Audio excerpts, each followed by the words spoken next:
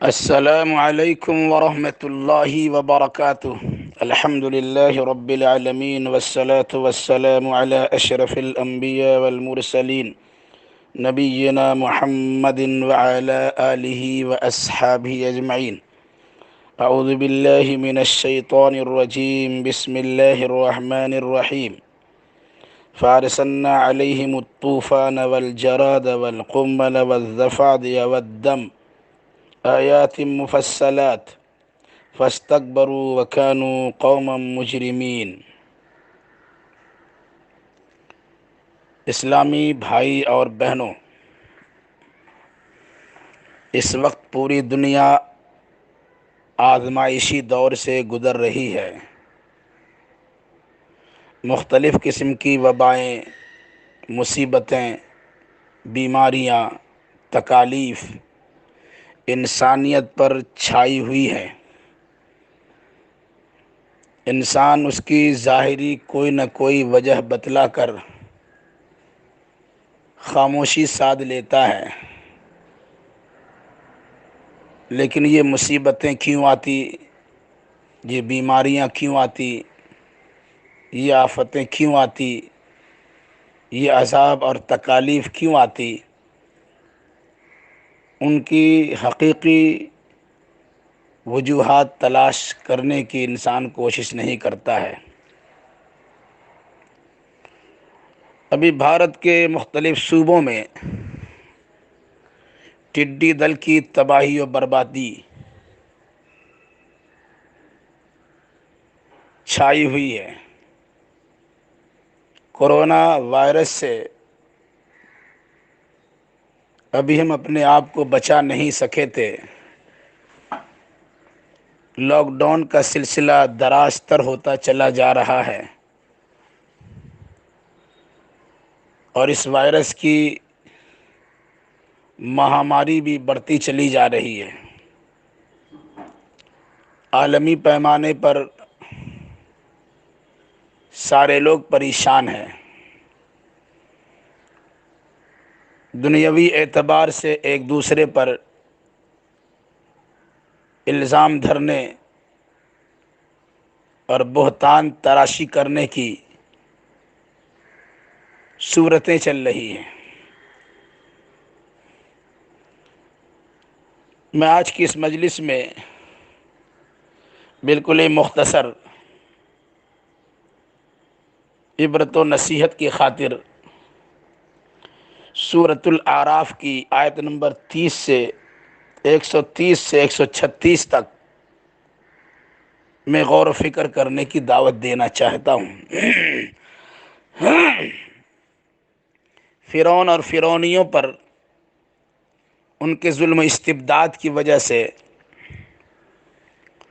مجرمانہ حرکتوں کی بنیاد پر اللہ تبارک و تعالی نے وقفے سے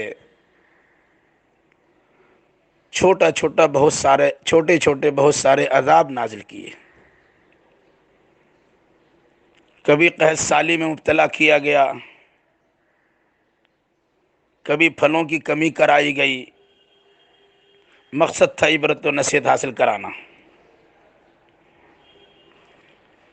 لیکن صورتحال یہ تھی، جب فرعون اور فرعونیوں کو اچھائیاں نصیب ہوتی، خوشحالی مل جاتی، فارغ البالی میسر ہوتی، آرام و سکون کی زندگی گزارتے، تو کہا کرتے تھے کہ ہم تو اس کے مستحق تھے، اس لیے اللہ تبارک و تعالیٰ نے ہمیں دیا ہے۔ لیکن جب بھی کوئی پریشانی لاحق ہوتی، کوئی مصیبت ان کے سامنے آتی، تو یہ کہہ دیا کرتے تھے یہ موسیٰ اور ان کے ساتھیوں کا قصور ہے، انہی کی نحوست ہے، انہی کے نتیجے میں پریشانی ہم تک پہنچی ہوئی ہے۔ قرآن نے صراحت کے ساتھ کہا کہ ان کی نحوست تو اللہ کے پاس سے ہے، ان کو یہ تکلیف اللہ کے پاس سے ہے۔ ایک دوسرے پر الزام دھرنے سے یہ تکلیف دور نہیں ہوگی۔ اکثر و بیشتر لوگ اس حقیقت کو ماننے کے لیے تیار نہیں ہیں۔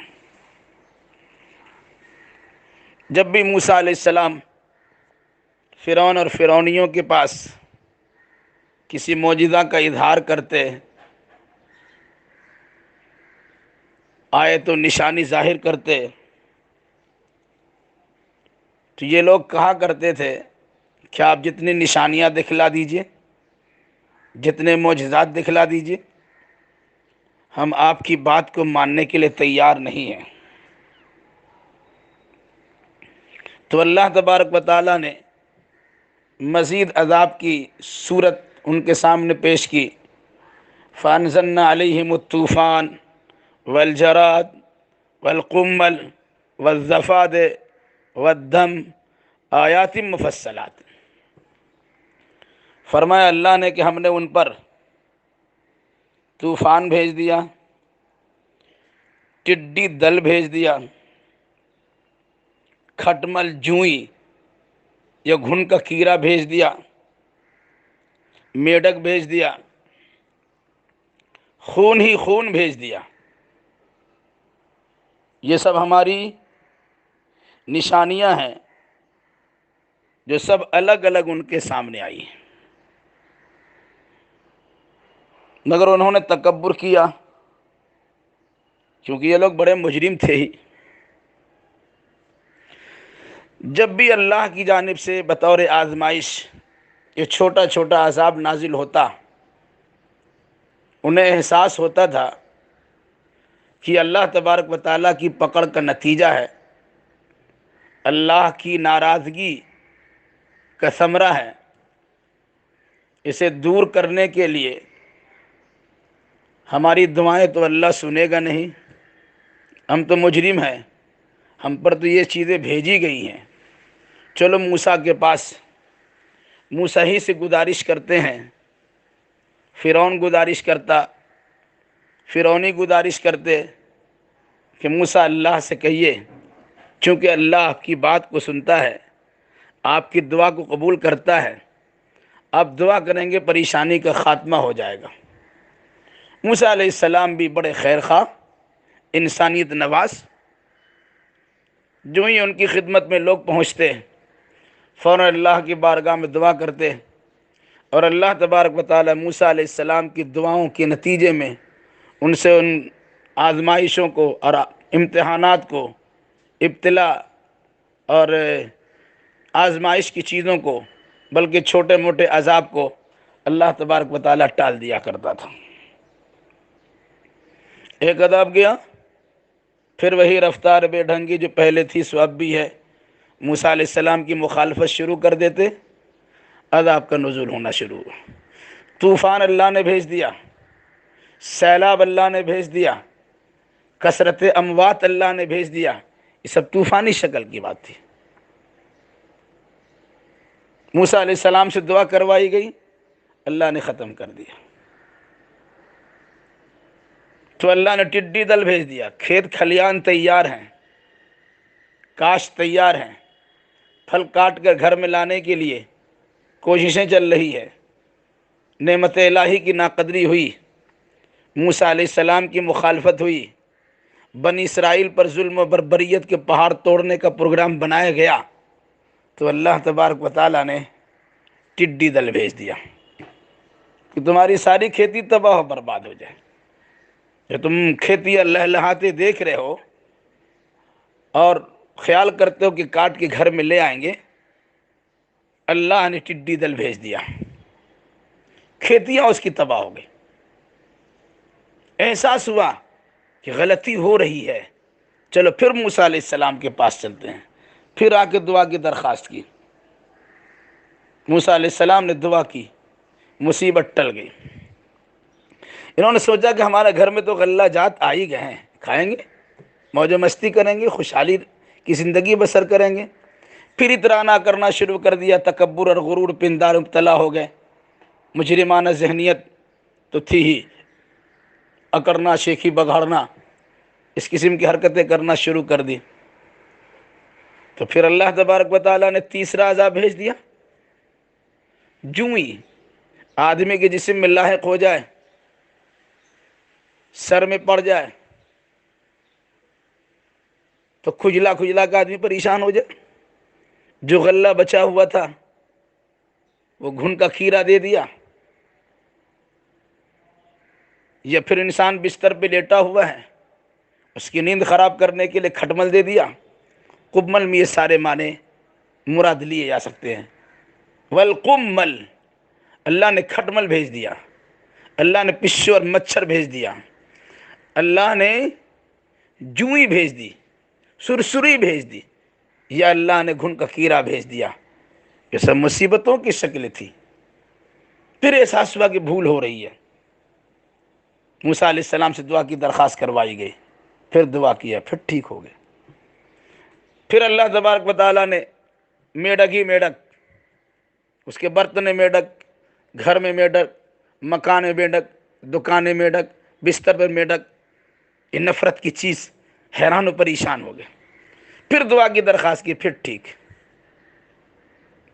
پھر کچھ دنوں کے بعد پانچواں عذاب اللہ نے بھیج دیا، والدم، خون ہی خون ہے۔ بعض نے کہا کہ نخسیر پھوٹ گئی، ان کے ناک سے خون بہنے شروع ہو گئے۔ بعض نے کہا کہ وہ ظاہری خون، ہر چیز میں خون ہے، نہر میں خون، تالاب میں خون، کنواں میں خون، بالٹی میں خون، گھر میں خون، کھانے میں خون، پینے میں خون، یہاں تک کہ لوگوں نے بنی اسرائیل سے کہنا شروع کیا، بھائی تم اپنے منہ میں پانی ڈالو اور وہ پانی کا کلی میرے منہ میں کر دو۔ بنی اسرائیل کے منہ میں پانی رہتا تھا، جو ہی کلی کر کے فرعونیوں کے منہ میں ڈالا جاتا وہ خون بن جاتا تھا۔ اس طرح حیران و پریشانی تھی۔ قرآن کہتا ہے آیات مفصلات، یہ الگ الگ اللہ تبارک و تعالیٰ کی نشانیاں تھیں۔ پھر بھی فاستکبروا وکانوا قوم مجرمین، یہ مجرم لوگ تھے۔ وقتی دور سے پریشانی ٹل گئی، مصیبتیں دور ہو گئی، پھر لوگوں نے تکبر کرنا شروع کر دیا۔ ہم نے دوا تلاش کر لی، ہم نے ویکسین تلاش کر لی، ہم نے علاج تلاش کر لیا، ہم نے اس کا مقابلہ کر لیا۔ آج کے موجودہ دور میں غور و فکر کرے تو اندازہ ہوگا، عالمی پیمانے پر مجرمانہ ذہنیت رکھنے والے افراد کا غرور ٹوٹ گیا، ان کے غرور و پندار کا خاتمہ ہو گیا، ان کی سرکشی خاک میں مل گئی۔ سپر پاور کہنے والے افراد بھی مجبور و لاچار اور بے بس نظر آ رہے ہیں۔ 6 مہینہ 8 مہینے گزر گئے، کرونا وائرس کا ویکسین تیار نہیں ہوا، اس کی دوائیں تیار نہیں ہوئی۔ الزام دھرنا، ایک دوسرے پہ دھرنا شروع کر دیا۔ فرعونیوں نے موسیٰ علیہ السلام پہ الزام دھرا، بنی اسرائیل پہ الزام دھرا۔ آج کے لوگ بھی ادھر سے ادھر الزام دھراشی کرتے ہیں، لیکن حقیقی وجہ تلاش کرنے کے لیے تیار نہیں ہے۔ میرے بھائیوں، میری گزارش یہ ہے، یہ ٹڈی دل بھی اللہ تبارک و تعالیٰ کا عذاب ہے، اس کی ایک شکل ہے۔ ایسے موقع پر مال تو برباد ہو ہی گیا تھا، بینک بیلنس بھی تباہ و برباد ہو ہی رہے ہیں، بچا کچا کچھ مال، کچھ دولت گھر میں رکھا ہو، مال خرید لیں گے۔ غلہ جات ہمارے سامنے ہونے ہی والے ہیں کہ ٹڈی دل نے کھیتوں کو تباہ و برباد کر دیا۔ کہ ایسا تو نہیں ہے جو کاٹ کے گھر میں لے گئے، گاہ کر اور دونی کر کے غلہ تیار کر کے اپنے کوٹھیوں میں بند کر لیا، ناشکری کے نتیجے میں اللہ تبارک و تعالیٰ وہاں بھیج دے عذاب، دیمک لگا دے اور سارا تباہ و برباد کر دے۔ تو ان آیات کی روشنی ہمیں غور و فکر کرنا چاہیے، حالات کا جائزہ لینا چاہیے۔ اللہ کسی انسان پہ ظلم نہیں کرتا، جو مصیبتیں انسان پر بھیجتا ہے ان کے اعمال کا بدلہ ہوا کرتا ہے۔ ما اصابکم من مصیبت فبما کسبت ایدیکم ویعفو عن کثیر، بے شمار خطاؤں اور غلطیوں کو تو اللہ یوں ہی معاف کر دیتا ہے۔ کبھی کبھی کسی بری حرکت پر اللہ کی جانب سے گرفت ہو جاتی ہے، پکڑ ہو جاتی ہے، تو انسان بلبلا اٹھتا ہے، لیکن پھر اچھائی ہوتی ہے، پھولے نہیں سماتا ہے۔ یہ در حقیقت ہمارے لیے تعلیم ہے، عبرت کا سامان ہے کہ آج ہماری چودراہٹ ختم ہو رہی ہے، ہماری سرداری خاک میں مل رہی ہے، ہماری شیخیوں کا کوئی اعتبار نہیں ہے، ہم دنیا کا سپر پاور بنے ہوئے تھے، ہم لاچار و مجبور ہیں۔ اللہ تبارک و تعالیٰ نے معمولی سا وائرس بھیج دیا، کیڑا بھیج دیا، کرونا وائرس بھیج دیا، اس کی مہاماری سے دو چار ہو گئے، پریشانی کے اندر مبتلا ہو گئے، ایسے متاثر ہوئے کہ کوئی کسی کو پہچاننے کے لیے تیار نہیں ہے، حکومت کو نہیں پہچانتی، خاندان خاندان کو نہیں پہچانتا، افراد افراد کو نہیں پہچانتے، گھر کے لوگ گھر والوں کو نہیں پہچانتے، بیوی بچے ایک دوسرے سے الگ ہو رہے ہیں، بالکل قیامت کا سما برپا ہو چکا ہے۔ یوم یفر المرء من اخیہ وامہ وابیہ وصاحبتہ وبنیہ لکل امرئ منہم یومئذ شأن یغنیہ۔ ہر ایک انسان اپنی حالت میں پریشان ہے۔ قرآن مقدس نے اپنے سینے میں ان چیزوں کو جمع کیا ہے اور رہتی دنیا تک کے انسانوں کے سامنے عبرت کا سامان فراہم کیا ہے۔ لوگوں مصیبتوں سے دور رہنا چاہتے ہوں، پریشانیوں سے بچنا چاہتے ہو تو اللہ تبارک و تعالیٰ کی طرف لو لگاؤ۔ رہا معاملہ ٹڈی دل کا، یہ بھی ایک عذاب کی شکل ہے، یہ عذاب کی صورت ہے۔ اس سے اگر بچنا چاہتے ہیں تو ہمیں اللہ تبارک و تعالیٰ سے لو لگانا چاہیے۔ ٹڈی دل قرآن مقدس میں 2 جگہ پر اس کا تذکرہ ہوا ہے، سورہ اعراف میں عذاب کی صورت میں اور سورۃ القمر میں۔